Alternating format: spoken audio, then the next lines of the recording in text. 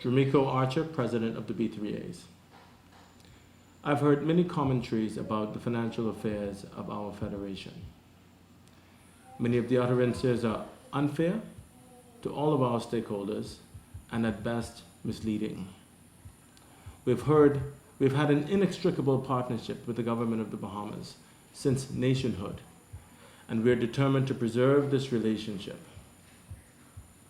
However, as president of the B3As, if I did not reply honestly and fairly, I would be doing my federation and the athletes that I serve an injustice.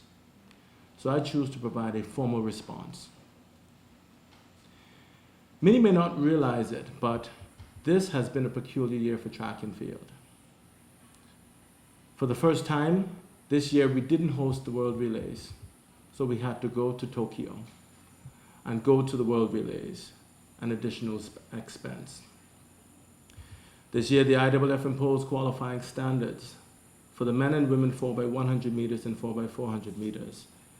For this, we spent an inordinate amount of money attempting to qualify teams through relay camps, attending 2 meets at the University of Miami, and then on to the University of Florida. This year, we had more events for team travel on our calendar than any other year.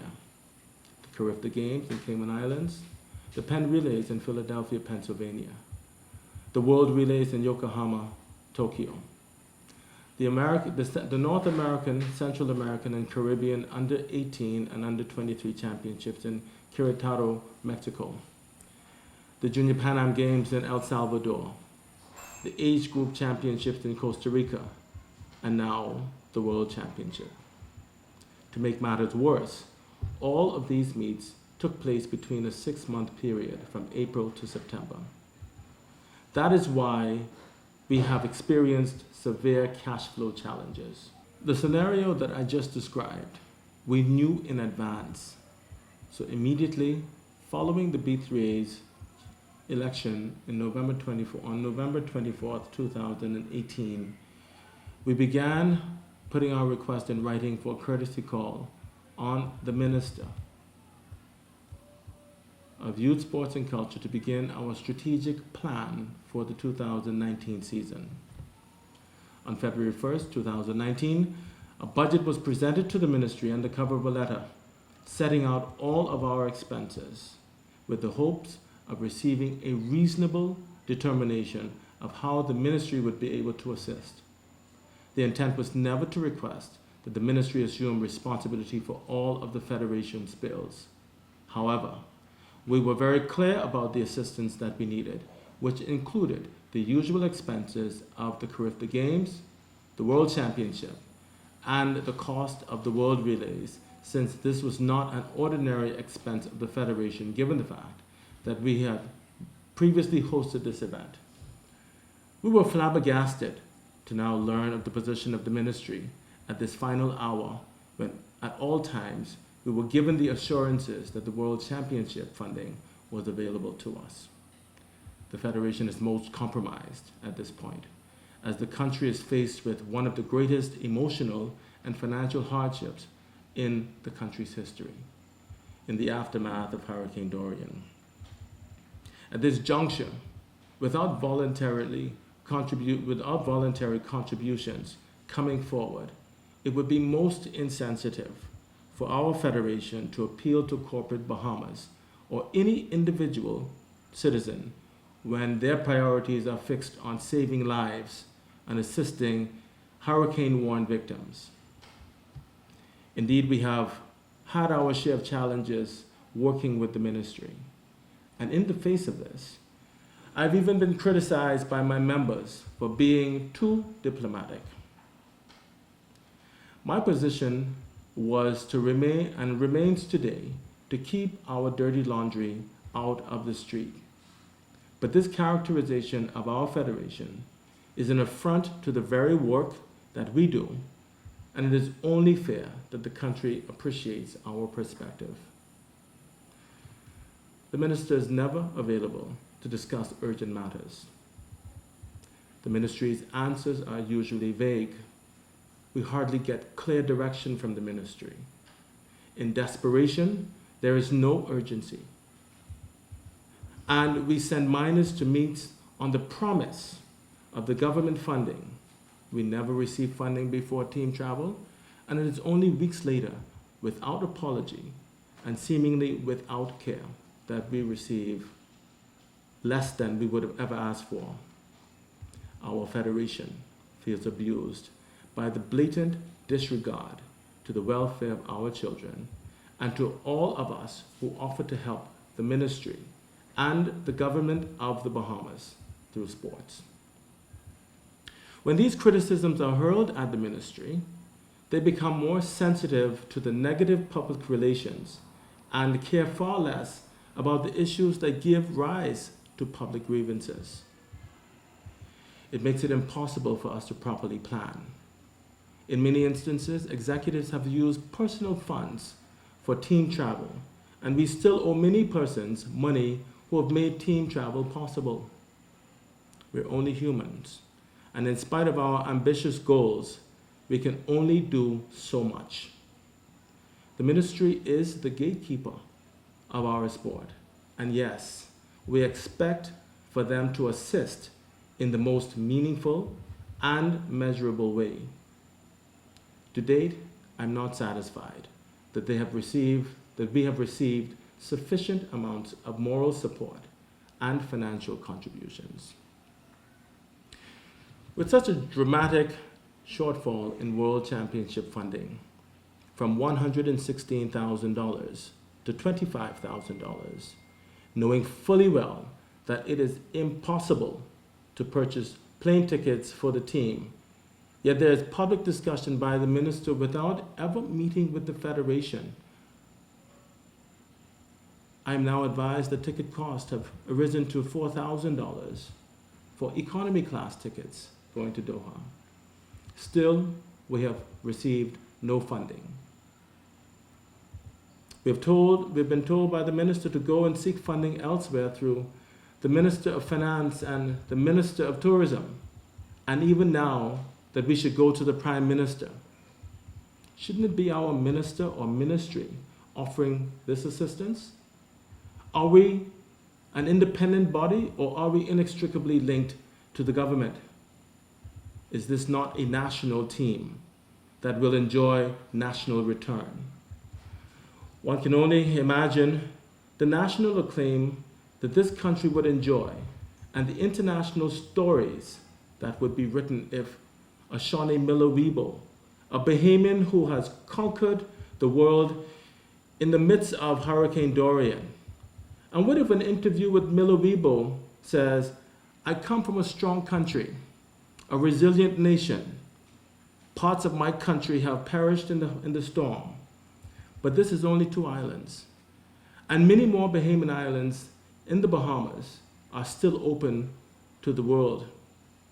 It is still better in the Bahamas, and we need you more than ever before.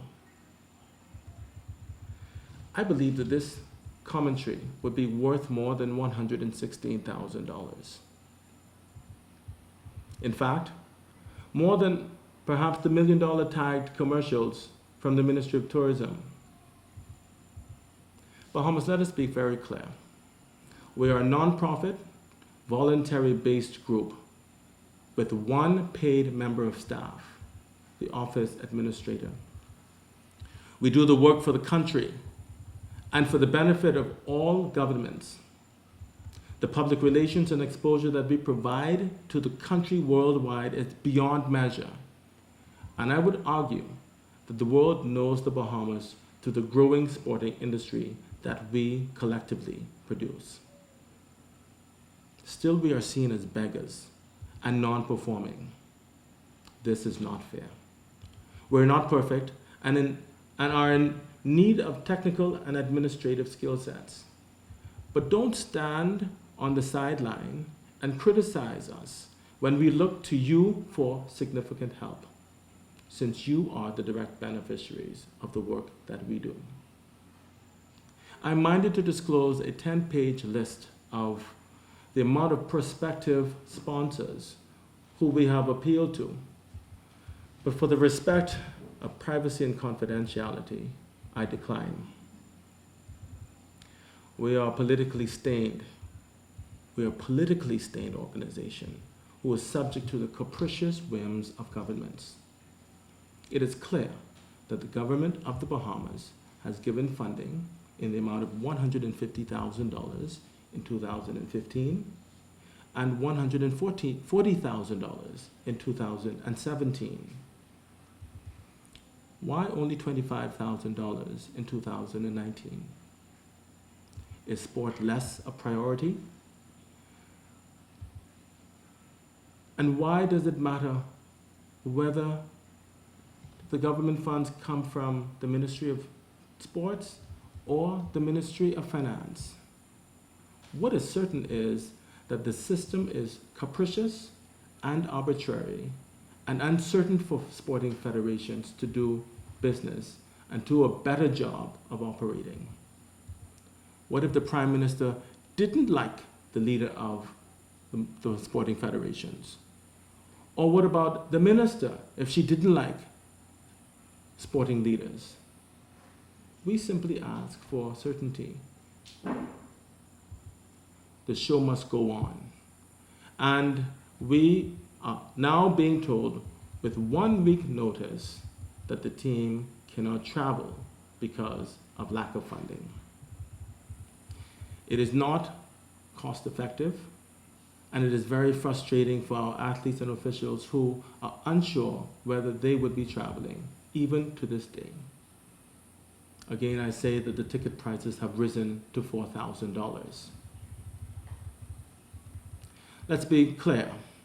We, the B3As, have secured $227,000 on our very own, and we have received a total of $70,000 from the Ministry of Youth, Sports and Culture, which have now been depleted.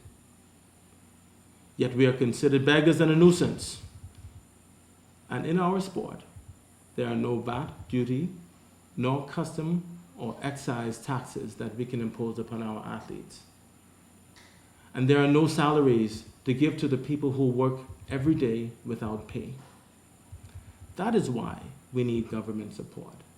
And that is why we need corporate partners.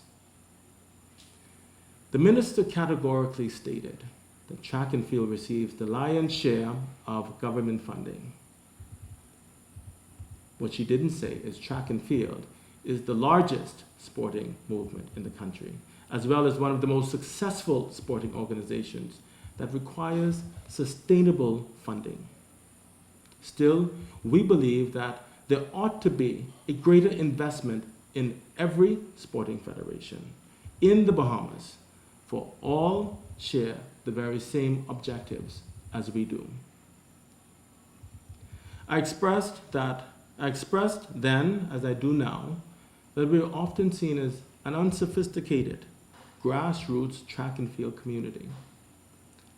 But let me remind you that the work that we do keeps thousands of children off of our treacherous streets, providing a safe space in which athletic and academic opportunities go untold by many now successful men and women who were former athletes, who positively have impacted our communities.